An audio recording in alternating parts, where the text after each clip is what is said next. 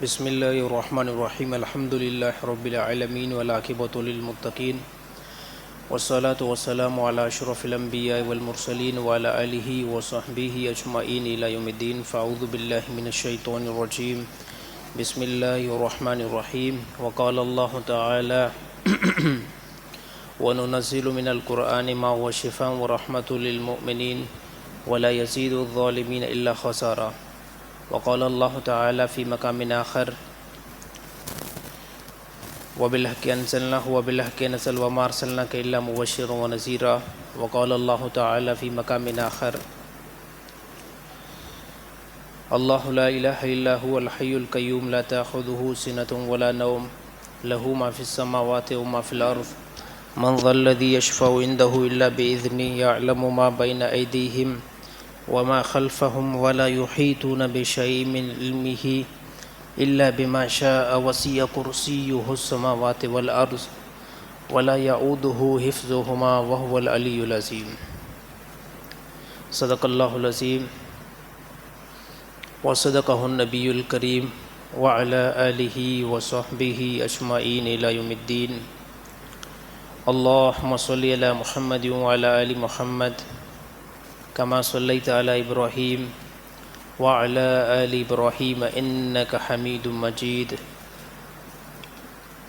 اللهم بارك على محمد وعلى آل محمد كما باركت على إبراهيم وعلى آل إبراهيم إنك حميد مجيد میں محترم موزن دوستو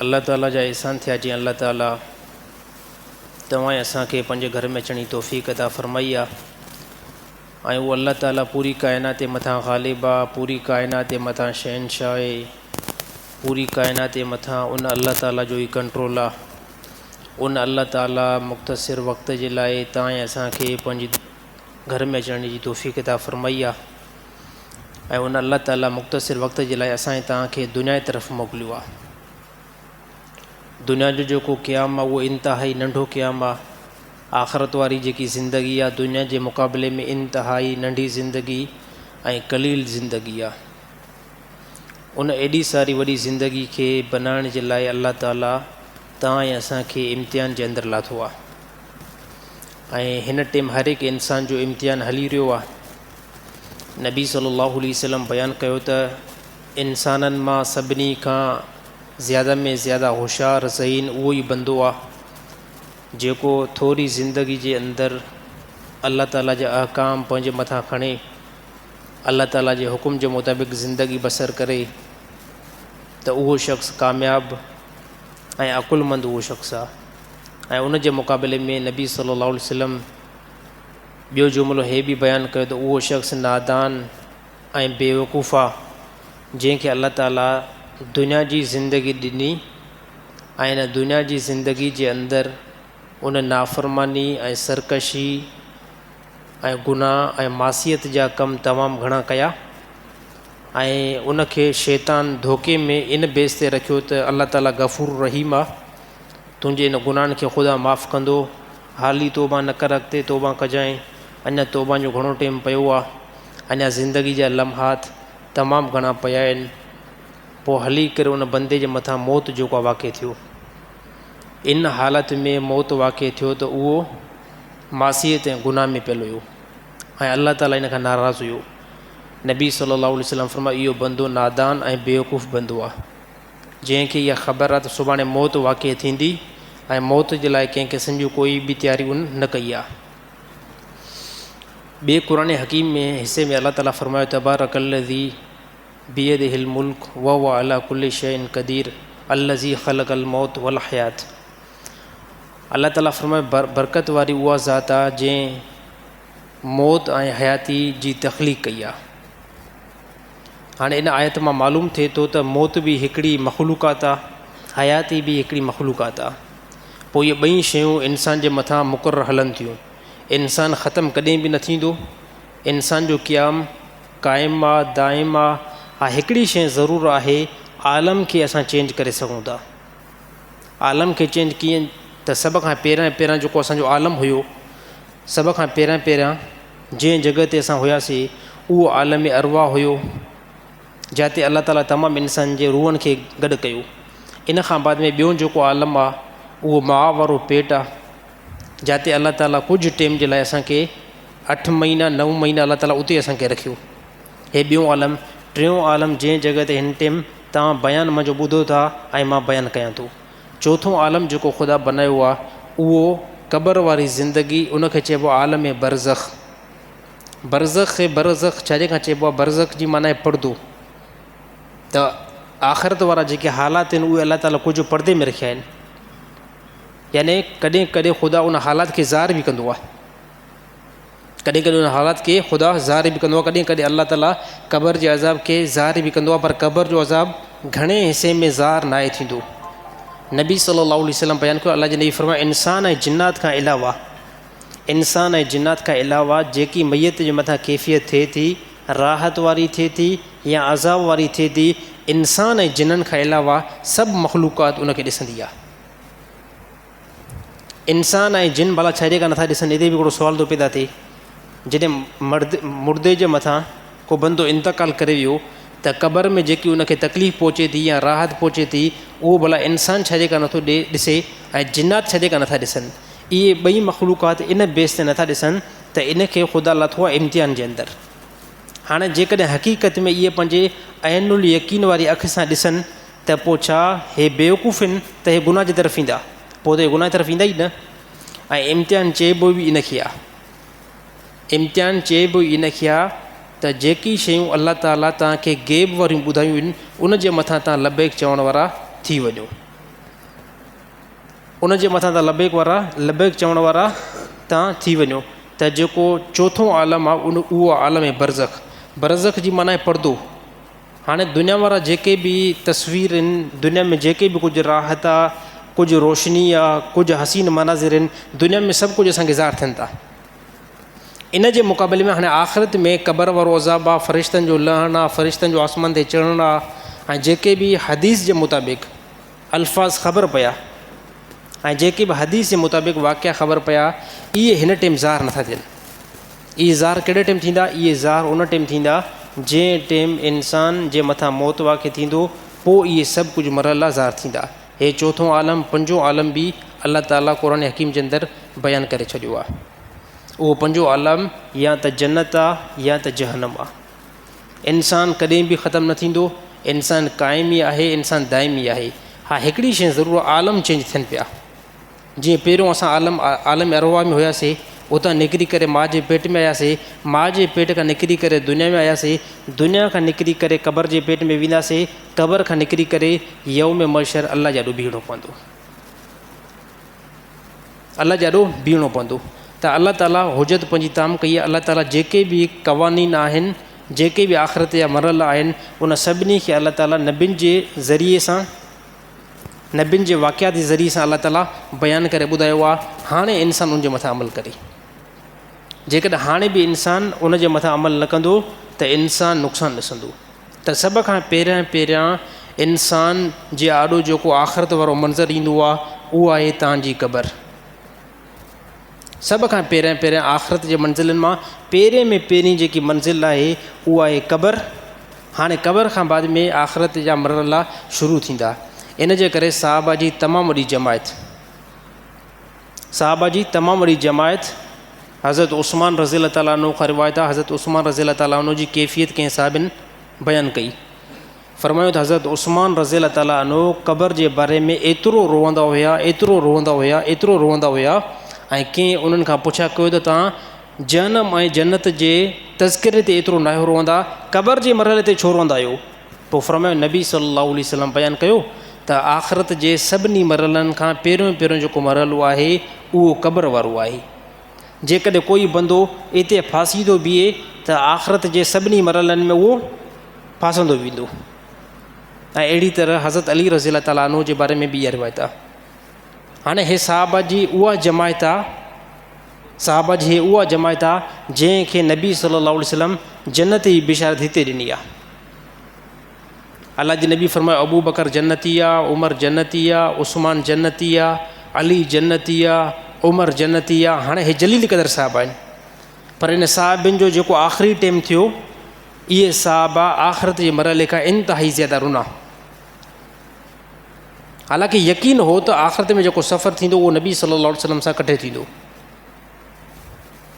ऐं कंहिं क़िस्म जो कोई बि ॾुखियाई वारो मरहलो असांजे ॾाढो पेश न ईंदो, कंहिं बिशर्तिनी आहे, न बि बिशर्तिनी आहे, इन जे बावजूद बि रोंदा हुया। त मुंहिंजा भार दोस्तो, क़बर वारी जेकी ज़िंदगी आहे उहा नॉर्मल ज़िंदगी न आहे, उहा नॉर्मल कैफ़ियत न आहे, उहा तमामु वॾी आहे। इन जे लाइ असां जेको आहे फ़िक्रमंद थियूं। अलाह ताला जेकी ज़िंदगी ॾिनी आहे, ज़िंदगी बार बार न आहे मिलंदी, बिल्कुलु हिकु मरतबो अलाह ताला मौक़ो ॾिनो आहे, हिकु मरतबो अलाह ताला चांस ॾिनी आहे, इन चांस खे विञायो न। मौत अची वियो, तव्हांजे लाइ ख़ुदा दोबारा जेको आहे दुनिया न बणाईंदो। मथां कोई बंदो इहा ॻाल्हि करे न, मथां इहा ॻाल्हि करे त ठीकु आहे, हाणे असां जॾहिं यौम महशर में पहुतासीं, उते असां जज़ा ऐं सज़ा खे ॾिठोसीं, पोइ हाणे जेकॾहिं कोई बि मुतालबो कंदो, अलाह ताला यौम महशर में काफ़रनि जी कैफ़ियत, मुस्लमाननि जी कैफ़ियत खे अलाह ताला बयानु कयो। अलाह ताला फरमाए काफ़र जीअं जो यौम महशर जे तरफ़ ईंदा ऐं जहन्नम खे ॾिसंदा, ऐं काफ़र छा चवंदा, चवंदा काश असां पैदा बि न थियूं हा, असां मिटी थी वञूं हा दुनिया जे अंदरि त बहितर हुयो। छाजे करे त हाणे साम्हूं साफ़ तौर ते जनम थी नज़र अचे। हाणे साफ़ तौर ते जेको आमाल असां बुरा करे आयासीं न, ऐं कुफुर असां खणी आयासीं, हाणे सिधो असांखे जनम नज़र थी अचे, हाणे त असां हलाक थी वियासीं। त नबी सल्लल्लाहु अलैहि वसल्लम फरमायो जॾहिं काफ़र जनम खे ॾिसंदा, पोइ इहा तमन्ना कंदा काश असां मिटी थी वञूं हा। हाणे इन मरहले खे जेकॾहिं असां आॾो रखूं त असां 100 दफ़ा शुकुरु कयूं, असां 100 दफ़ा शुकुरु कयूं त अलाह ताला ईमान जी दौलत सां तव्हांखे नवाज़ियो आहे। ऐं ईमान जी दौलत सां नवाज़ण खां बाद में गारंटी न आहे त हाणे तव्हां मुकमल जो मुकमल पास थी वियो। छाजे करे कॾहिं कॾहिं अहिड़ो मरहलो बि ईंदो आहे, कॾहिं कॾहिं अहिड़ो मरहलो बि ईंदो आहे, इंसानु गुनाह कंदो आहे। जॾहिं गुनाह इंतिहाई ज़्यादा थी वेंदा आहिनि, गुनाह घणा थी वेंदा आहिनि, बाज़ औक़ात बंदो इस्लाम खां हथ धोई करे बीहजंदो आहे। तारीख़ जे किताबनि में तमामु वॾा हवाला आया त वक़्त जा वॾा बुज़ुर्ग आख़िरी मरहले जे अंदरि इस्लाम खां निकिरी करे कुफुर में वञी करे पहुता। ऐं अल्लाह ताला बेनियाज़ आहे, अल्लाह ताला बेनियाज़ आहे। अल्लाह ताला कंहिं बि बंदे खे कहिड़े मरहले में रखे, ख़ुदा जेको आहे बेनियाज़ आहे। त हर टाइम मुस्लमान जे लाइ ज़रूरी आहे त उहो अल्लाह ताला जे अहकाम खे पूरो करे, ऐं अल्लाह ताला जे अहकाम में कलमे खां बाद में ॿिए नंबर ते जेकी आहे उहा नमाज़ आहे। अल्लाह ताला जे अहकाम खे जीअं असां पूरा कंदासीं त ख़ुदा जेको राज़ी थींदो। जॾहिं अल्लाह राज़ी थी वियो त दुनिया जा मामला बहितर थी वेंदा। तव्हांजा भार दोस्तो, दुनिया जो जेको मौक़ो आहे उहो बार बार न मिलंदो। ऐं अहिड़ी तरह अल्लाह जे नबी ॿी बि ख़बर ॾिनी त कंहिं इंसान जे मथां मौत वाक़िअ थींदो आहे, इंसान जे मथां मौत वाक़िअ थियो त पोइ हाणे जंहिं हालत में मौत वाक़िअ थींदो त इंसानु यौम महशर में उन हालत सां ई उथंदो।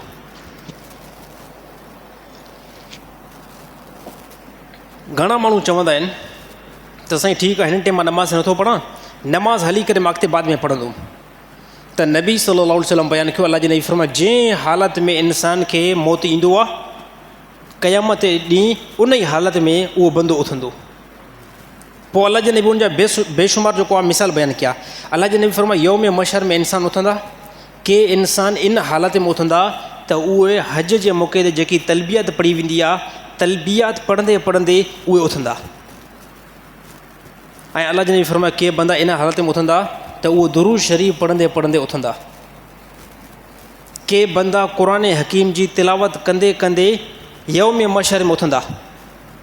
के बंदा इन हालत में उथंदा त उहे बंदा नशे वारा हूंदा। के बंदा इन हालत में उथंदा त उहे गार ऐं गंद ॾींदा हूंदा। के बंदा इन हालत में उथंदा त उहे बेनमाज़ी हूंदा।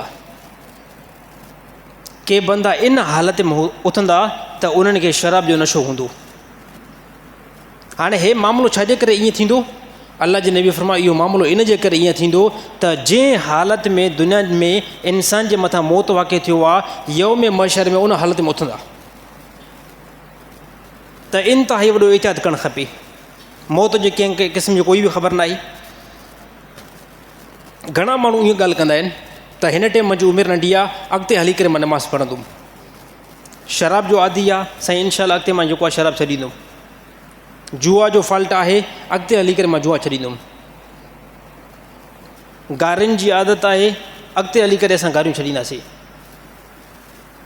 गाना ॿुधण जी आदत आहे, अॻिते हली करे असां गाना ॿुधण छॾींदासीं। त हे शैतान जो धोखो आहे। मुमकिन आहे इन हालत में मौत अचे त तव्हां गाना ॿुधंदे ॿुधंदे मरी वञो। मुमकिन आहे इन हालत में मौत अचे त तव्हां व्याज खाईंदे खाईंदे मरो। मुमकिन आहे इन हालत में मौत अचे त तव्हां जुआ खेॾंदे खेॾंदे मरो।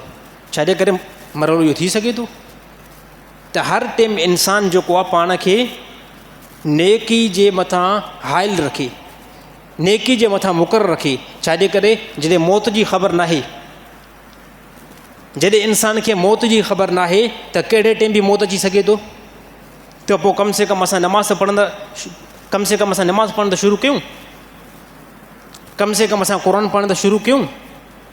बाक़ी हे मुंहिंजा भाउ दोस्तो, हे शैतान जो तमामु वॾो धोखो आहे त नमाज़ हिन टाइम मुंहिंजी उमिरि नंढी आहे, नमाज़ अॻिते हले करे मां पढ़ंदुमि। काफ़ी माण्हुनि जे ज़हन में इहा बि ॻाल्हि हूंदी आहे त असां ईअं बिल्कुलु नाहे, बसि अल्लाह ताला कंहिं बि बंदे खे माफ़ु करे त करे सघे थो, नमाज़ जी ख़ुदा खे ज़रूरत आहे ई न। हिकिड़ी ॻाल्हि ज़हन में रखिजो, हिकिड़ी ॻाल्हि ज़हन में रखिजो, हक़ीक़त आहे जेकी बंदे खे जन्नत मिलंदी, जेकी बंदे खे जन्नत मिलंदी, नमाज़ से न मिलंदी। छाजे करे असांजूं नमाज़ूं अहिड़ियूं आहिनि, असांजी नमाज़ुनि जी असांखे ख़ूब ख़बर आहे, चङी तरह ख़बर आहे त असांजी नमाज़ कहिड़ी थींदी आहे। असांजे रोज़नि जी असांखे चङी तरह ख़बर आहे त मुंहिंजा रोज़ा कीअं आहिनि, मुंहिंजे रोज़नि में केतिरी ताक़त आहे। असांखे जेकी जन्नत मिलंदी, जेको उमिरो कयूं था इन बेस ते बि न मिलंदी। असांखे ख़बर आहे त असांजे उमिरि जेको कयूं था उनजे अंदरि असरु केतिरो आहे। हक़ीक़त में ईअं ई आहे त बंदे खे जेकी जन्नत मिलंदी उहा अल्लाह ताला जे फज़ुल सां जन्नत मिलंदी। बाक़ी हिकिड़ी ॻाल्हि ज़रूरी आहे, हिकिड़ी ॻाल्हि इंतिहाई ज़रूरी आहे, जन्नत खे हासिल करण जा कुझु ख़ुदा रस्ता ॿुधाए छॾिया आहिनि। जन्नत खे हासिल करण जा ख़ुदा कुझु रस्ता ॿुधाए छॾिया आहिनि। उन रस्ते मां हिकिड़ो रस्तो नमाज़ बि त आहे, उन रस्ते मां हिकिड़ो रस्तो रोज़ा रखण बि त आहे, उन रस्ते मां हिकिड़ो रस्तो हज करण बि त आहे, उन रस्ते में हिकिड़ो रस्तो उमिरो करण बि त आहे। जेके बि नेकी जा कम तव्हांखे दुनिया जे अंदरि नज़र था अचनि त इहे जन्नत खे हासिल करण जो ख़ुदा हिकु ज़रियो बयानु करे छॾियो आहे। ऐं हिकिड़ो बंदो उन ज़रिए खे इस्तेमालु ई न करे ऐं चवे त ईअं ई मूंखे उहा मिलंदी जन्नत, पोइ छा था सम्झो उहो बंदो ज़हनी एतबार सां कुझु पागल आहे न आहे। मां हिकिड़ी आसान ॻाल्हि करणु चाहियां पियो, लाड़काणे जो जेको रुख आहे, लाड़काणे जेको रस्तो आहे उहो हिन ॾखण जे तरफ़ आहे। सही ॾखण हेॾे आहे, ॾखण जी तरफ़ आहे। ऐं कोई बंदो इहा ॻाल्हि करे त मूंखे लाड़काणे वञिणो आहे पर रस्तो मां उतर वारो वठंदुमि, त छा था सम्झो त हे लाड़काणे पहुचंदो न पहुचंदो। हिन रस्तो ई ग़लति वरितो आहे। जेको असबाब जोड़नो आहे उहो हिन असबाब बि ग़लति इस्तेमालु कयो आहे। हिन खे जेकॾहिं अगरि लाड़काणे वञिणो आहे त लाड़काणो शदात कोट खां ॾखण जी तरफ़ आहे। इहो रस्तो हुनखे इस्तेमालु करिणो पवंदो। अगरि जेकॾहिं इहो रस्तो इस्तेमालु नथो करे, उत्तर जी तरफ़ थो वञे या ओभर जी तरफ़ थो वञे ऐं ईअं हलंदो रहंदो त मां सम्झां थो सरज़मीन खुटी वेंदी, सरज़मीन ख़तमु थी सघे थी, हे बंदो लाड़काणे न पहुची सघंदो। सेम ईअं ई आहे। जन्नत खे हासिल करण जा अल्लाह ताला कुझु रस्ता ॿुधाए छॾिया आहिनि, कुझु अल्लाह ताला उसूल ॿुधाए छॾिया आहिनि। उन ते जेकॾहिं असां लहंदासीं जन्नत खे बंदो हासिल करे सघे थो। ऐं जन्नत जो साफ़ तौर ते क्लियर जेको रस्तो ॿुधाईंदड़ आहे उहा अल्लाह ताला जी किताब आहे, क़ुर हकीम आहे। साईं इरादो त आहे न आहे जन्नत में वञण जो? साईं तुर ॻाल्हायो, आवाज़ त अचे नथो। सभिनी मुस्लमान खे वञण जो इरादो आहे न? अल्लाह ताला सभिनी खे जन्नत में दाख़िल करे। पर हाणे जन्नत जो रस्तो कहिड़ी किताब थी ॿुधाए? जन्नत जो रस्तो कहिड़ी किताब ॿुधाईंदी आहे? क़ुर हकीम ॿुधाईंदी आहे। त क़ुर हकीम पढ़णु खपे न खपे? हाणे क़ुर हकीम केरु पढ़े? जन्नत में बि वञिणो आहे, अल्लाह ताला जी किताब पढ़णी आहे। हाणे किताब केरु पढ़े? असां त चवंदा आहियूं किताब त जेको मुला पढ़े। इहो किताब त जेको वञी करे आलिम पढ़े, इन किताब खे वञी करे आलिम सम्झे, इन किताब खे हाफ़िज़ पढ़े, हाफ़िज़ सम्झे, पोइ इहो ज़हन छो? छा बहैसियत मां मुस्लमान न आहियां? छा अल्लाह ताला मूंखे पैदा नाहे कयो? छा अल्लाह ताला जूं नेमतूं मुंहिंजे मथां न आहिनि? जॾहिं बेशक अल्लाह ताला जूं नेमतूं मुंहिंजे मथां इस्तेमालु थियनि थियूं, अल्लाह ताला मूंखे पैदा कयो आहे, अल्लाह ताला मूंखे मुस्लमान बनायो आहे, त कम से कम मूंखे अल्लाह ताला जी किताब अचे। ऐं मां वॾे दर्द सां चवंदो आहियां, इंतिहाई वॾी तकलीफ़ सां चवंदो आहियां, असांजा मुस्लमान 80% क़ुर न आहिनि पढ़ियल, न आहिनि पढ़ियल। ऐं ॿिए नंबर ते इहा ॻाल्हि थो कयां त कोई बि साथी पंहिंजे तरफ़ इहा ॻाल्हि खे छिके न, कोई बि साथी ईअं ॻाल्हि न करे त साईं को मूंखे टारगेट बनाए थो, माशरे जे अंदरि हिकिड़ो फॉल्ट आहे उहो ॿुधाए थो वञे। माशरे जे अंदरि जेसिताईं जिस्म ते को मर्ज़ निकिरे, जिस्म ते को मर्ज़ निकिरे, उन मर्ज़ खे जेसिताईं बयानु न कयो वेंदो, जिस्म त उहो मर्ज़ न हटिबो। इहा ॻाल्हि आहे न आहे? पोइ जंहिं शइ जी किलत आहे, जेकी शइ असांजे माशरे में इंतिहाई कमज़ोर आहे, उनखे जेसिताईं बयानु न कंदासीं तेसिताईं इहा शइ असांजे अंदरि न ईंदी। त क़ुर खे पढ़ो। क़ुर इहा जेको जन्नत खे हासिलु करण जो हिकु रस्तो ॿुधाईंदो आहे। अल्लाह ताला क़ुर हकीम में मिसाल हिकु बयानु कयो, उहो मिसाल ख़ुदा कहिड़ो बयानु कयो? अल्लाह ताला फरमाए, हे जेकी किताब तव्हांजी तरफ़ असां मोकिली आहे, जेकी किताब असां तव्हांजी तरफ़ मोकिली आहे, इहा किताब अल्लाह ताला जी तरफ़ां हिकिड़ी रसी आहे। इहा किताब अल्लाह ताला जी तरफ़ां हिकिड़ी रसी आहे, जेकी डायरेक्ट रसी इंसान जी तरफ़ अचे पई। पोइ अल्लाह ताला फरमायो, इन ख़ुदा जी रसी खे मज़बूत पकड़ियो, ख़ुदा जी इन रसी खे मज़बूत पकड़ियो। साईं, मज़बूत पकड़ण मां छा मुराद आहे? अल्लाह ताला फरमायो, हे किताब आहे, इन किताब खे मज़बूत पकड़ियो। मज़बूत पकड़ण मां छा मुराद आहे? त को पकड़े असां बीह रहूं? न, ईअं बिल्कुलु न आहे। क़ुर जा जेके अल्फाज़ आहिनि उहे जामी अल्फाज़ आहिनि। क़ुर जा जेके अल्फाज़ आहिनि उहे जामी अल्फाज़ आहिनि, तमामु वॾा वसी अल्फाज़ आहिनि, ऐं उनजी माना तमामु वॾी वसी निकिरंदी आहे। मतिलबु इहो आहे, जेकी अल्लाह किताब नबी सल्लल्लाहु अलैहि वसल्लम जे मथां नाज़िल कई आहे, इन किताब खे मज़बूत पकड़ियो। मुराद इहो आहे, इन किताब खे पढ़ो, इन जा अहकाम पंहिंजे मथां खणो। इहो इन किताब खे मज़बूत पकड़ण जे मुतरादिफ़ आहे। इन किताब खे ईअं मज़बूत पकड़ियो त सभ खां पहिरियां जे अल्फाज़नि खे सिखो, ऐं जंहिं टाइम तव्हां अल्लाह ताला जी किताब जे अल्फाज़नि खे सम्झणु लॻा आहियो, सम्झणु लॻा, पढ़णु लॻा आहियो, हाणे पोइ इन खे सम्झण जी कोशिशि कयो। ऐं मां कसम खणी करे ॻाल्हि कयां थो, क़ुर खे सम्झणु, क़ुर खे पढ़णु सिर्फ़ु कंहिं बि हाफ़िज़ जो कमु न आहे, कंहिं बि मौलवी जो कमु न आहे। हे जेके बि हिते मस्जिद में वेठा आहियो, सभिनी जे मथां लाज़िम आहे त तव्हां सभिनी मुस्लमाननि खे, मर्दनि खे बि क़ुर पढ़णु अचे, तव्हांजी औरतुनि खे बि क़ुर पढ़णु अचे। क़ुर तव्हां पाण बि ॼाणियो, उनजी माना खे, उनजे मतिलब खे, उनजे मफ़हूम खे।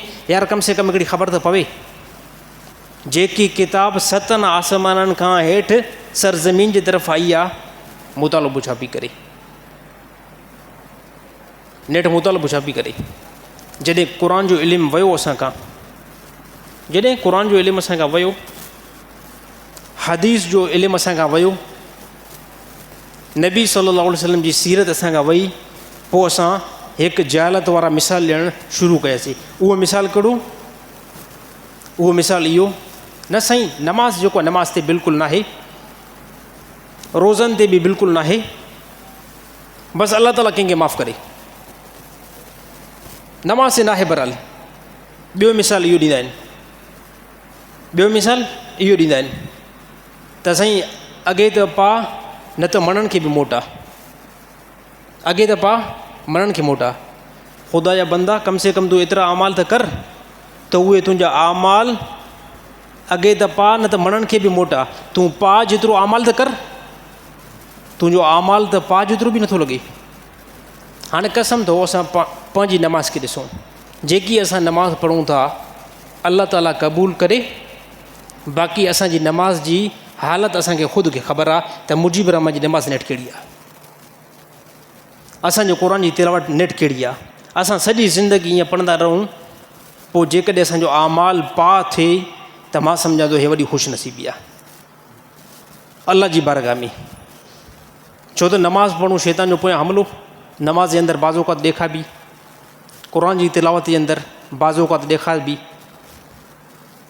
कहिड़ी बि नेकी जो अगरि तव्हां कमु कंदो, ख़ुदा तव्हांखे तौफ़ीक़ ॾिनी आहे, शैतान वरी हमिलो हणण जी कोशिशि कंदो,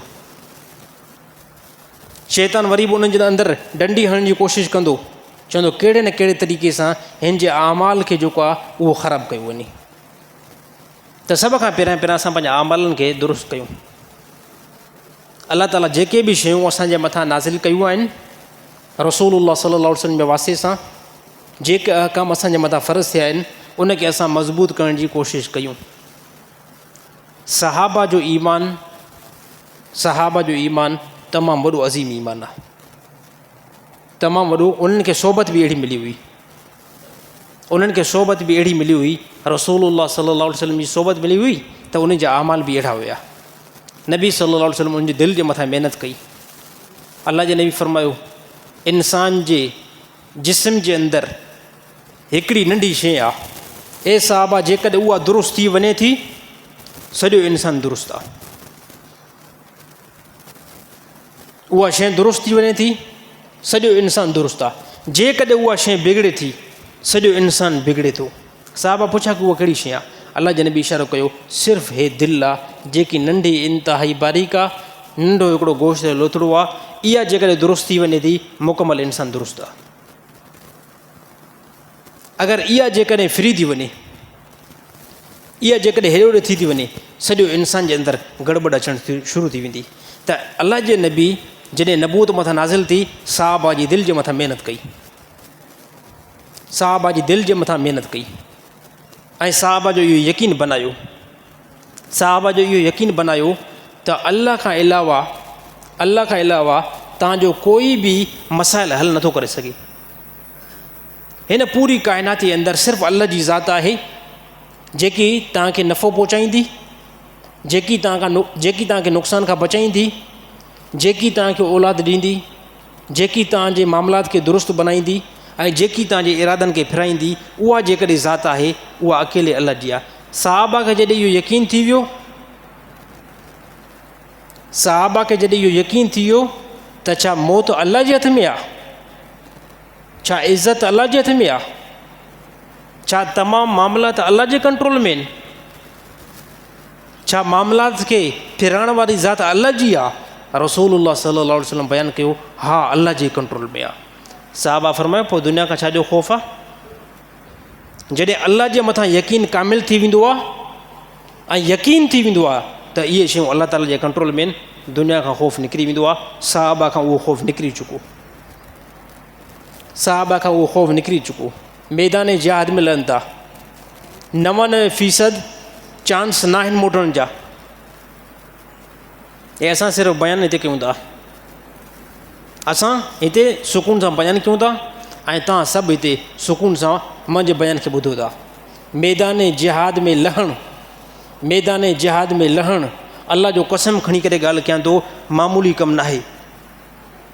अॼोको मुस्लमान जेको 10 मिंट उस ते नथो बीह सघे, अॼोको मुस्लमान जेको 10 मिंट उस ते बीहे त उनखे पंहिंजी तकलीफ़ जो अहसासु थींदो,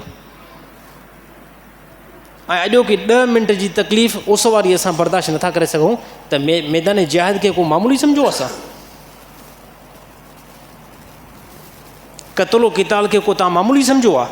बयानु करणु इंतिहाई आसान आहे, बयान खे ॿुधणु इंतिहाई आसान आहे, मगर जेकी साहबा जे मथां तकलीफ़ आई, मैदान जिहाद में लथा, 100% चांस आहिनि न आहिनि मुटण जा, क़तल बि थी सघे थो ऐं जिस्म जा टुकड़ा बि थी सघनि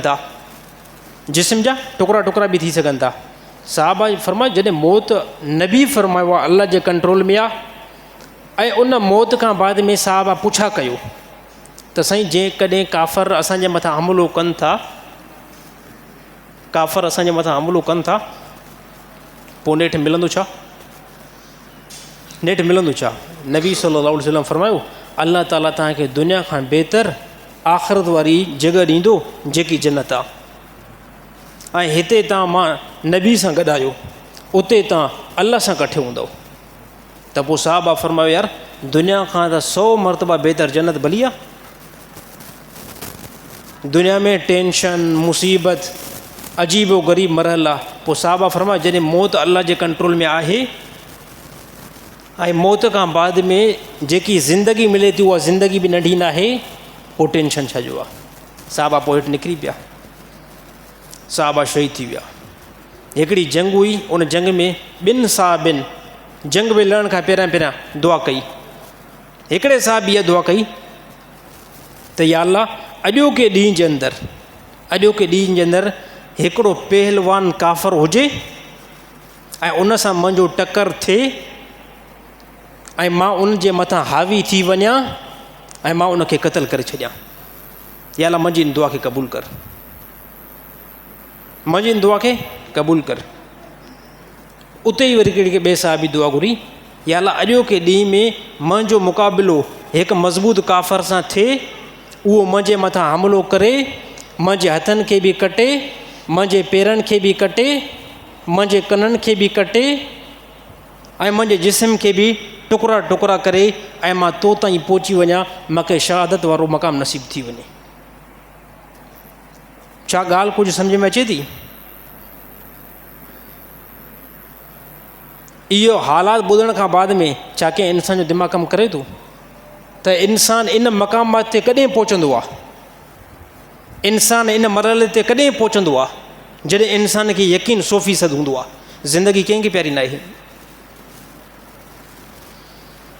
ज़िंदगी साईं कंहिंखे प्यारी न आहे, सभिनी खे पहिरीं। जेकॾहिं मूंखां पुछा कंदो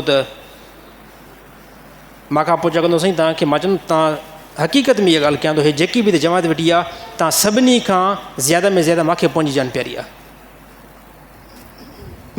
तव्हां सभिनी खां मूंखे पंहिंजी जान ज़्यादा परी आहे ऐं तव्हांखे बि सेम इहो हूंदो, तव्हांखे मुंहिंजी जान एतिरी ज़्यादा पसंदि या अहिड़ी तरह प्यारी न हूंदी। जॾहिं इंसान जे मथां मौत वाक़िअ थींदो आहे न, ख़बर पोइ पवंदी आहे। त साहब इहा दुआ घुरी, दुआ घुरण खां बाद में जंग में 2 साहब लथा। जीअं इहा दुआ घुरी त हिकिड़े काफ़र जे मथां मां हमिलो कयां, उन काफ़र खे मां शिकस्त ॾियां।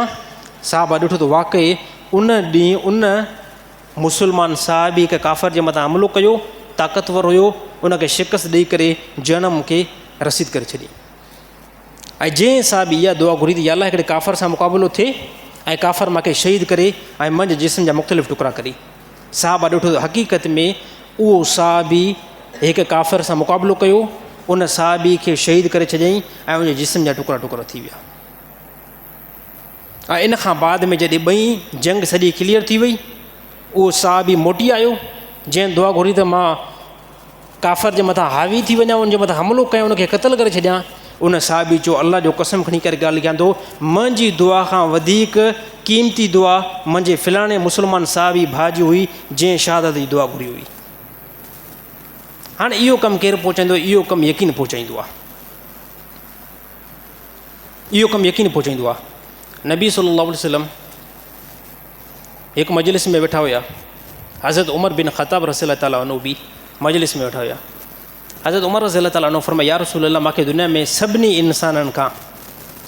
इंसाननि खां माल खां सवाइ पंहिंजी जान जे मूंखे तव्हां अज़ीज़ बि आहियो, महबूब बि आहियो ऐं मुंहिंजे लाइ तव्हां क़ीमती बि आहियो।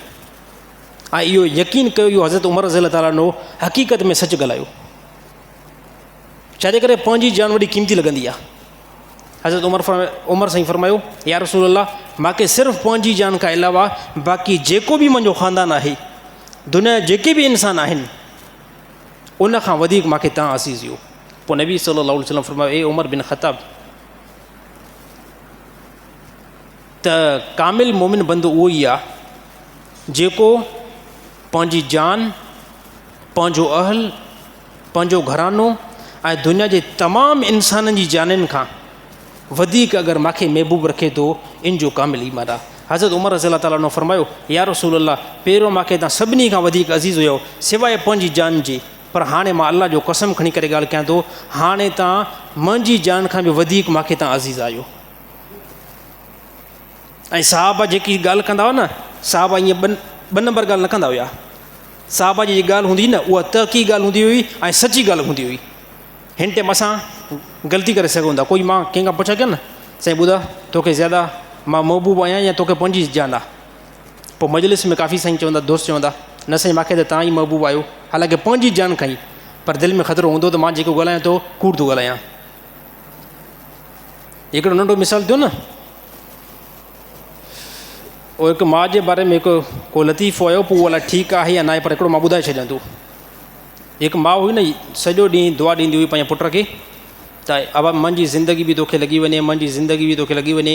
पुटु जंहिं टाइम बि घर में ईंदो हुयो ईअं ॿुधंदो हुयो, पोइ चई यार अमर त रोज़ु इहा ई ॻाल्हि थी करे, पुटु मुंहिंजी ज़िंदगी बि तोखे लॻी वञे, मुंहिंजी ज़िंदगी बि तोखे लॻी वञे। हिकु राति हिन पुटु चयो ठीकु आहे अमर खे भला आज़माए ॾिसूं था, अम्मा खे राति आज़माए ॾिसां थो। राति हिकिड़ो कारो लिबास पाए आयो ऐं चई मां मलकल मौतां तूं रोज़ जो इहा ॻाल्हि कंदी न त मुंहिंजी ज़िंदगी बि ख़ुदा मुंहिंजे पुट खे ॾे, मुंहिंजे पुट खे ॾे। पोइ बसि मथां हिकिड़ो फ़ैसिलो थी वियो आहे त हाणे तुंहिंजी ज़िंदगी खसे करे बकाई जेकी आहे तुंहिंजे पुट खे था ॾियूं। त पोइ हुते अमर चयो आहे मुंहिंजो पुटु फलाणे कमरे में सुतो पियो आहे, महल सां उनखे वठी करे आसमान ते जेको आहे पहुचायो, बाक़ी मूंखे पंहिंजी ज़िंदगी जेको आहे ज़्यादा अज़ीज़ आहे। त हक़ीक़त हिन टाइम ते जेको नारेबाज़ी त वरी कंदासीं साईं मूंखे तोसां मोहबत आहे, पंहिंजी जान खां वधीक तूं मूंखे अज़ीज़ आहे। ख़बर उन टाइम पवंदी आहे जॾहिं जान ते मामिलो ईंदो आहे। त हज़रत उमर रज़ियल्लाहु ताला बिल्कुलु साफ़ु ॻाल्हि कई त साईं मूंखे पंहिंजी जान खां अलावा तव्हां अज़ीज़ आहियो। ऐं पोइ जॾहिं नबी सल्लल्लाहु अलैहि वसल्लम फरमाए ए उमर ईअं न, बल्कि बंदो कामिल ईमान वारो उहो ई आहे जेको पंहिंजी जान खां बि वधीक ज़्यादा मूंखे अज़ीज़ रखे। हज़रत उमर बिन ख़त्ताब फरमाया या रसूल अल्लाह कसम खणा थो मां अल्लाह जी ज़ात जो, हाणे तव्हां मूंखे पंहिंजी जान खां बि ज़्यादा अज़ीज़ आहियो। ऐं सभिनी साहिबनि ईअं कयो, सभु नबी सल्लल्लाहु अलैहि वसल्लम जे साहिबा रसूलुल्लाह सल्लल्लाहु अलैहि वसल्लम खे पंहिंजी जान खां ज़्यादा जेको अज़ीज़ सम्झनि पिया। ऐं इन जे करे नबी सल्लल्लाहु अलैहि वसल्लम साहिबा खे दीन सेखारियो। दीन सेखारण खां बाद में अल्लाह जे नबी फरमायो ए साहिबा मां तव्हां ताईं दीन खे पहुचायो आहे, मां तव्हां ताईं दीन खे पहुचायो आहे, हाणे ग़ाइबिन ताईं तव्हां दीन खे पहुचाईंदो। ग़ाइबिन उनखे चइबो आहे त यानी जेके इंसान नज़र न अचनि ऐं बाद में उनजी तख़लीक़ थिए। मुमकिन आहे इशारो को तव्हां ने असां ॾे हुयो या उन ज़माने जी तरफ़ो जंहिं ताईं साहबा पहुता ऐं उन्हनि जेको आहे नबी सल्लल्लाहु अलैहि वसल्लम जी ज़ियारत न कई, साहबा उते वञी करे साहबा दीन खे पहुचायो। ऐं पोइ साहबिन खे जॾहिं अल्लाह जे नबी इहा ख़बर ॾिनी त तव्हांखे मां मुख़्तलिफ़ जेको मुल्कनि जी तरफ़ तबलीग लाइ मोकिलियां थो ऐं तव्हां उते वञी करे तबलीग कंदो, दीन खे वञी करे पहुचाईंदो। ऐं इन खां पोइ अल्लाह जे नबी इहा बि ख़बर ॾिनी त मुंहिंजा काफ़ी साहबा मोटी ईंदा, बल्कि मुंहिंजा साहबा तव्हां मूंखे न ॾिसंदो, मुमकिन आहे तव्हां मोटण खां बाद में मुंहिंजे रोज़े या मुंहिंजे क़बर खे ॾिसो। पोइ साहबा जे मथां इहो मरहलो ॾुखियो गुज़रियो, छो त जंहिं बि शइ सां मोहबत थींदी आहे उनखे छॾणु इंतिहाई वॾो मुश्किल थींदो आहे। त पोइ दुनिया जी शयुनि ते बि जेको आहे डिपेंड कंदा वञो। ॾिसो साहबा खे त मोहबत अल्लाह ऐं उनजे रसूल सां हुई न, ऐं उहा मोहबत असुली मोहबत हुई। पर जेकॾहिं असां नंढे हिकिड़े पैमाने ते ॻाल्हि कयूं त दुनिया में अगरि कंहिं शइ सां मोहबत थींदी आहे त बंदो केतिरो पागल थींदो आहे। ऐं उहा मोहबत जेकी आहे उहा फेक मोहबत आहे ऐं उन में को मफ़ाद पियल आहे, उन में को मफ़ाद पियल आहे ऐं को मक़सदु पियल आहे। उन जे करे उहो बंदो उन सां मोहबत लाइ चुंबड़ियल हूंदो आहे। ऐं साहबा बिग़ैर मफ़ाद जी, साहबा सिर्फ़ु दीन इस्लाम जे करे अल्लाह जे नबी सां मोहबत ऐं अल्लाह सां मोहबत इन जे लाइ पंहिंजी जान माल ऐं कारोबार जेको कुझु हुयो उहो सॼो नबी सल्लल्लाहु अलैहि वसल्लम जे मथां साहबनि इस्तेमालु कयो। हता के हज़रत अबू बकर सिद्दीक़ रज़ियल्लाहु ताला अन्हु जे बारे में रिवायत आई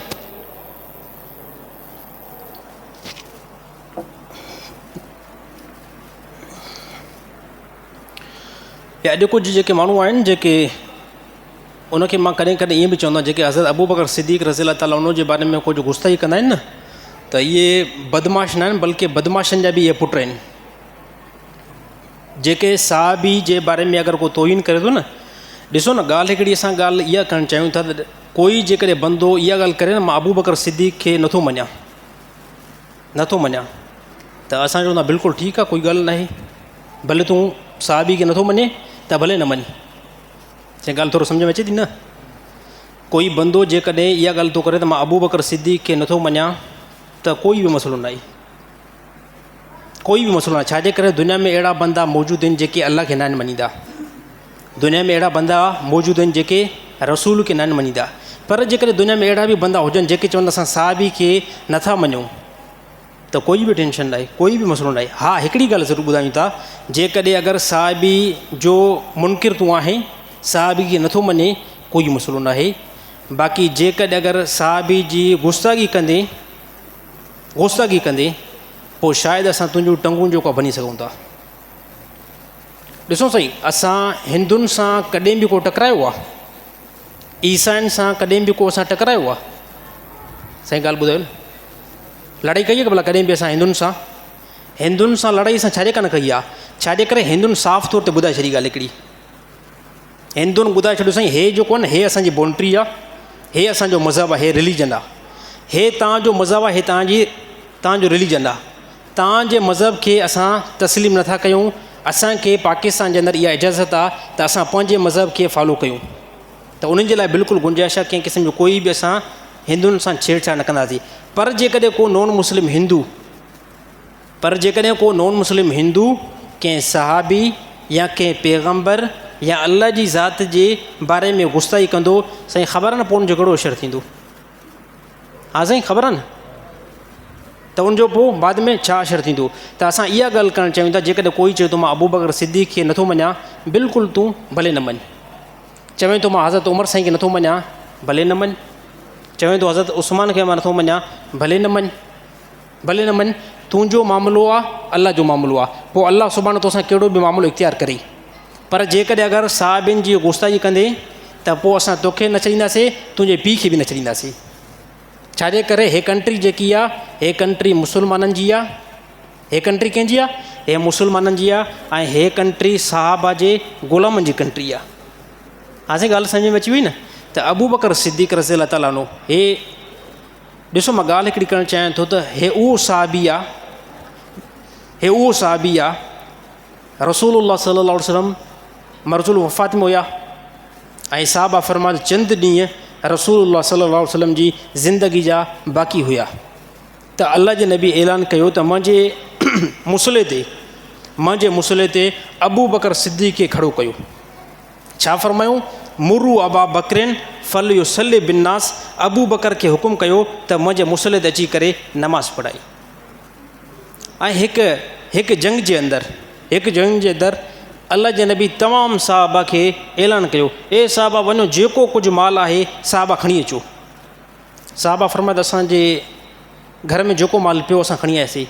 पोइ साहबा फरमाद यकीन तौर ते असां पंहिंजे घर वारनि जे लाइ त कुझु छॾियोसीं, यानी ॾिसूं पिया त मूंखे 3-4 ॿार आहिनि, त पोइ उन्हनि जे लाइ जेको खाधो हो न, ओतिरी असां रक़म पोइ ते छॾे आयासीं, ओतिरी असां मिल्कियत पोइ ते छॾे आयासीं, जीअं उन्हनि जो गुज़र सफ़र बि थी सघे।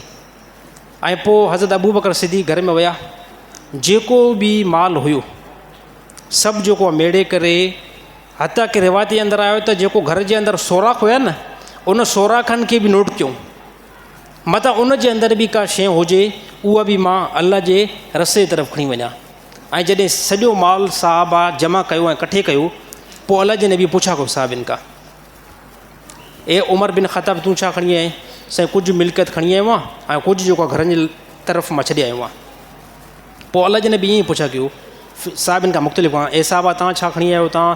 पोइ अक्सर साहबा इहा ई ॻाल्हि कई, अक्सर साहिबिन इहा ई ॻाल्हि कई त कुझु जेको आहे घर छॾे आयूं ऐं कुझु खणी आयूं। अबू बकर सिद्दीक़ खां नबी सल्लल्लाहु अलैहि वसल्लम पुछा कयो, अबू बकर सिद्दीक़ खां पुछा कयो, ए अबू बकर तूं छा खणी आहीं? हज़रत अबू बकर सिद्दीक़ फरमायो, तरक़्तुल्लाह व रसूलहू, अल्लाह ऐं उनजे रसूल खे घर में छॾे आयो आहियां, बाक़ी सभु कुझु मां हिते खणी आयो आहियां। ऐं अबू बकर सिद्दीक़ जी जेकी नियाणियूं घर में हुयूं, उनजो जेको ॾाॾो हुयो, अबू बकर सिद्दीक़ जो वालिद साहब अबू कुहाफ़ा, उहे पंहिंजे पोटनि जे तरफ़ आयो ऐं पुछा कयईं त मूंखे लॻे थो तव्हांजे पीउ तव्हांजे लाइ घर में कुझु बि न छॾे वियो हूंदो। त पोइ हज़रत अस्मा रज़ी अल्लाह ताला अनहा, जेकी हज़रत आशा रज़ी अल्लाह ताला अनहा जी सॻी भेण आहे, उन फरमायो त असां वटि हक़ीक़त में कुझु न हुयो। पोइ ॾाॾे खे तसली ॾियण जे लाइ असां कुझु पथर जमा कयासीं, उन पथरनि जे मथां असां हिकु कपिड़ो जेको आहे विछाए छॾियोसीं। पोइ असां पंहिंजो हथु ॾाढो असांजो नाबीन हुयो, हज़रत अबू बकर सिद्दीक़ जो जेको वालिद साहिबु उहो नाबीन हुयो आख़िरी उमिरि जे अंदरि। चए पोइ उन पथरनि जे मथां असां कपिड़ो लॻाए करे ऐं पोइ पंहिंजे ॾाॾे खे उते हथु रखायोसीं त हे ॾिसो हिन हथ जे हेठां जेको सामान पियो आहे न, इहो अबू बकर सिद्दीक़ असांजे लाइ छॾे वियो आहे। ऐं जॾहिं हथु हज़रत अबू बकर सिद्दीक़ जे पीउ नाबीन हुयो, हथु लॻाई ऐं पोइ महसूसु थियो त वाक़ई कुझु सामान आहे। हज़रत अस्मा रज़ी अल्लाह ताला अन्हा फरमाए त अल्लाह जो कसम खणी करे ॻाल्हि कयूं था त सिर्फ़ु इहे पथर हुया जेको असां तसली जे लाइ पंहिंजे ॾाॾे खे जेको ॾेखारियासीं, बाक़ी इन खां अलावा असांजो अबो का बि शइ न छॾे वियो हुयो।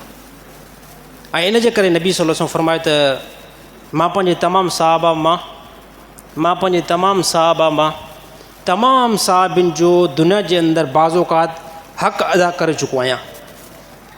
तमामु साहबा मां घणनि साहबनि जो हक़ दुनिया में अदा करे चुको आहियां, बाक़ी हिकिड़ो मुंहिंजो साहबी जेको नज़र थो अचे अबू बकर सिद्दीक़, इन जो हक़ अल्लाह जे हुज़ूर में क़यामत जे ॾींहुं मां हक़ अदा कंदुमि। यानी दीन जे लाइ एतिरी साहबा मुशक़त कई। जेकॾहिं 1400 साल खां बाद में को मलंग जो पुटु चवे त अबू बकर सिद्दीक़ जी ख़िलाफ़त खे मां तस्लीम नथो कयां, त पोइ मां चयोमांसि मलंग जा पुट तूं चुप करे वेह बेहतर आहे।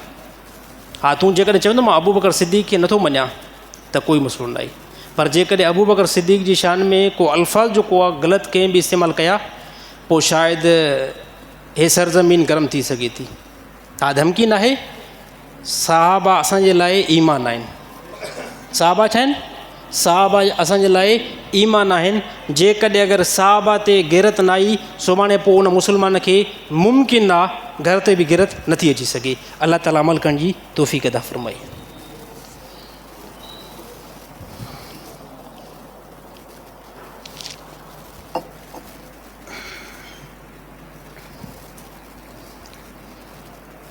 पंजवंजाह थियो आहे, 56। साईं काफ़ी माण्हू मस्जिद खे मस्जिद चवंदा आहिनि, उहो कीअं? अल्फाज़नि जी ग़लती आहे। काफ़ी असांजा मुस्लमान मस्जिद खे चवंदा आहिनि मस्जिद। साईं मस्जिद हलो नमाज़ पढ़णु, मस्जिद जेको आहे ग़लति अल्फाज़ आहे। मुस्लमाननि जी इबादत गाह खे मस्जिद चयो वेंदो आहे। साईं छा चयो वेंदो आहे? तेज़ी में थोरो चओ। हा, मुस्लमाननि जी इबादत गाह खे मस्जिद चयो वेंदो आहे। मस्जिद चवणु हे अल्फाज़नि जी ग़लती आहे, इन खे दुरुस्त कयो वञे। जीअं काफ़ी माण्हू ख़ासि करे जेके त ग़रीब ॿारड़ी जी तरफ़ रहनि था, उन्हनि जे अंदरि अल्फाज़नि जी अदायगी करणु वॾी ॾुखी हूंदी आहे। पोइ बाज़ औक़ात उहे मुफ़्तिन खे मुख़्ती चवंदा आहिनि, मुख़्ती। मौलविन खे मौलबी।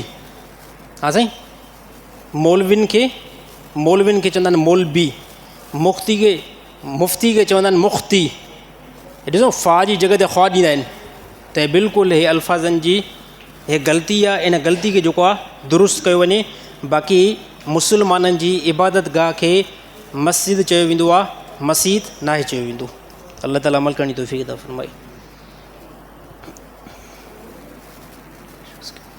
अगरि कंहिं शख़्स खे कुझु पैसनि जी ज़रूरत हुजे ऐं कंहिं खां पैसा मिलण जी उमेद बि न हुजे, छा उहो जुआ खेॾी सघे थो या न? बिल्कुलु ग़लति आहे। इन जो मिसाल मां हीअं ॾियां थो, जेकॾहिं सुभाणे तोखे अहिड़ी का ज़रूरत पइजी वञे ऐं माण्हू तोखे ऑफर कनि त तूं इस्लाम खे छॾ, त पोइ तुंहिंजी हे असां ज़रूरत खे पूरो कंदासीं, पोइ उते काॾे वेंदे कालिया? हा, उते काॾे वेंदे? हे थिए न साईं, साईं पैसनि जी ज़रूरत आहे, काॾा मूंखे पैसा मिलनि बि नथा, छा मां जुआ? त जुआ जेके खेॾंदो उहे पैसा कढंदो हाणे।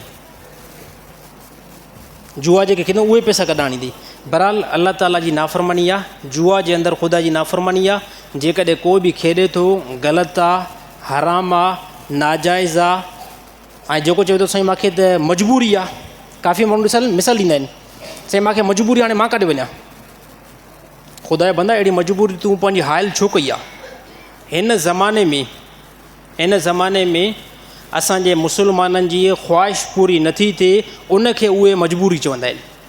नंढो मिसाल ॾियां, मसलन तौरु हे वाच आहे 200 जी आहे न, मां मिसाल थो ॾियां। हे घड़ी जेकी मूंखे पातल आहे बिलफ़र्ज़ मिसाल ॾियां, हे 200 जी आहे। अहिड़ी घड़ी 20,000 जी बि आहे। हाणे छा चवंदो, मां 20,000 ते अहिड़ी घड़ी वठां? हाणे पैसा त आहिनि न, हाणे पैसा साईं मूंखे मजबूरी आहे, हाणे मां व्याज खणी सघंदो? हिन घड़ी खे वठण जे लाइ, घड़ी जो मां मिसाल थो ॾियां, हिन में सभु सामान ईंदव।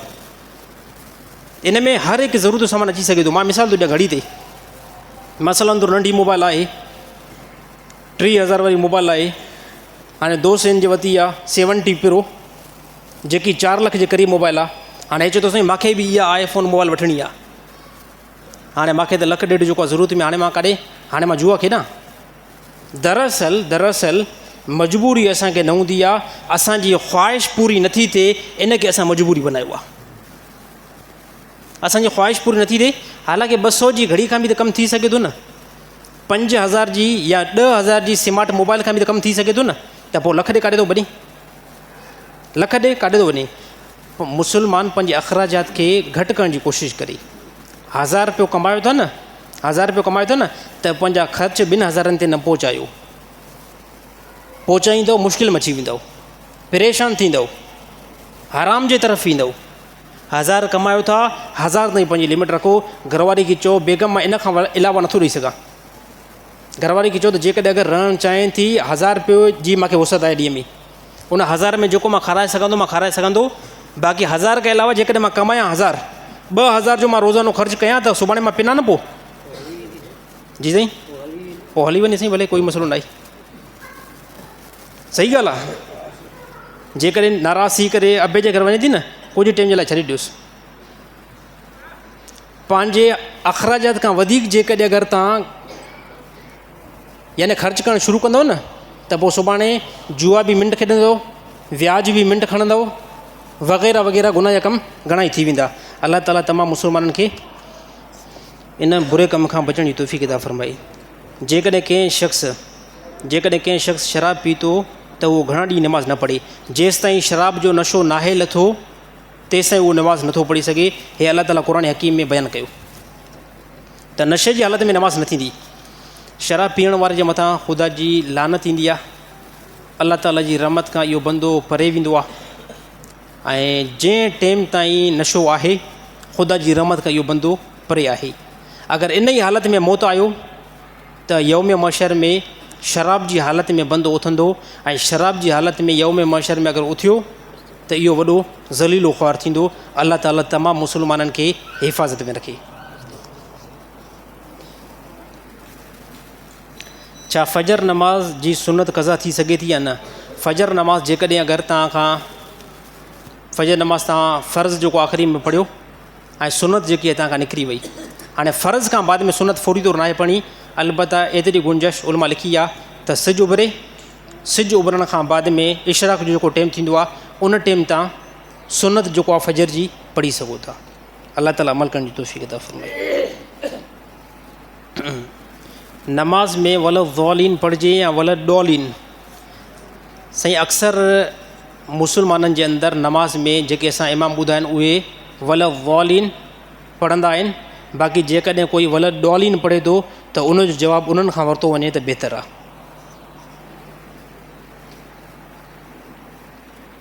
नमाज़ पढ़ण खां पोइ काफ़ी माण्हू आख़िर में ख़ाली सजदो कंदा आहिनि.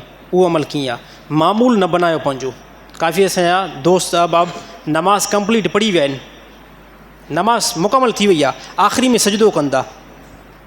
साईं कनि था नथा कनि? इन मस्जिद में अलाए केतिरनि दोस्तनि खे ॾिठो आहे.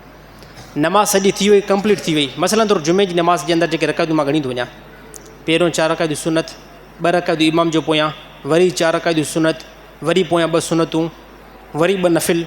हाणे एतिरी नमाज़ थी वई. हाणे एॾे सॼी नमाज़ पढ़ण खां बाद में आख़िरी में हिकिड़ो सजदो कयो थो वञे, पोइ उनखे शुक्राने जो सजदो चयो वञे या कहिड़ो बि. इनखे लाज़िम न बनायो, इनखे ज़रूरी न सम्झो. अगरि इनखे ज़रूरी सम्झो था पोइ ग़लति आहे. बिलफ़र्ज़ अगरि कंहिं मुस्लमान कंप्लीट नमाज़ पढ़ी कॾहिं कॾहिं यानी 3 ॾींहं खां बाद में जेकॾहिं हिकिड़ो ख़ाली सजदो कयो आहे कोई बि हर्ज न आहे.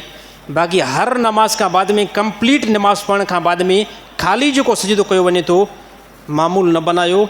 इनखे रूटीन सां करणु ग़लति आहे.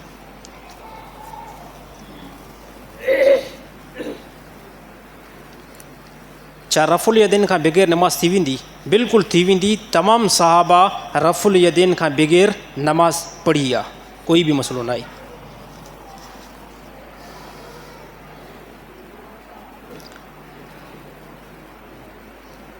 साईं मां मुछूं कटींदो आहियां त काफ़ी माण्हू मूंखे वाह बि चवंदा आहिनि, कोई मसइलो न आहे। दुनिया जा जेकॾहिं कंहिं बि इंसान तव्हांजे मथां एतिराज़ु कनि, नो इशू। चओ नबी सल्लल्लाहु अलैहि वसल्लम जी हदीस आहे, अलाह जे नबी फरमायो मुछुनि खे कटियो ऐं ॾाढ़ी खे वधाए छॾियो। हाणे जेकॾहिं को ला बि चवे, वाह बि चवे, नो टेंशन, कोई बि टेंशन न आहे। मां सुनत ते अमल थो कयां। ॻाल्हि सम्झ में अची वई साईं? मुछुनि खे जेकॾहिं कोई दोस्त कटाए थो, हाणे माण्हू चवंदा साईं हे ॾिस हाणे साईं हे त वाह बि थो लॻे, उनखे इस्लाह वारे अल्फाज़नि में हीअं सम्झाइणो आहे, रसूलुल्लाह सल्लल्लाहु अलैहि वसल्लम हुकुम कयो आहे त पंहिंजी मुछुनि खे कटियो ऐं ॾाढ़ी खे वधायो। मां उन हदीस ते अमल थो कयां। जेकॾहिं अगरि तूं मुस्लमान आहे त कहिड़ी बेस ते एतिराज़ थो करीं? साईं ॻाल्हि दुरुस्त आहे। जेकॾहिं अगरि तूं मुस्लमान आहे त तूं कहिड़ी ॻाल्हि ते एतिराज़ थो करीं? तुंहिंजे नबी फरमायो आहे ऐं उहो ई नबी मुंहिंजो आहे। उहो नबी फरमाए थो मुछुनि खे कटियो ऐं ॾाढ़ी खे माफ़ु करे छॾियो। अलाह जे नबी जो फरमान आहे, मुंहिंजी त का ॻाल्हि न आहे। मां उन ते अमल थो कयां ऐं जेको अमल कंदो नबी जी सुनत ते, उहो निजात ते ऐं फलाहीअ ते पहुची वेंदो। अलाह ताला अमल करण जी तौफ़ीक़ अता फ़रमाए।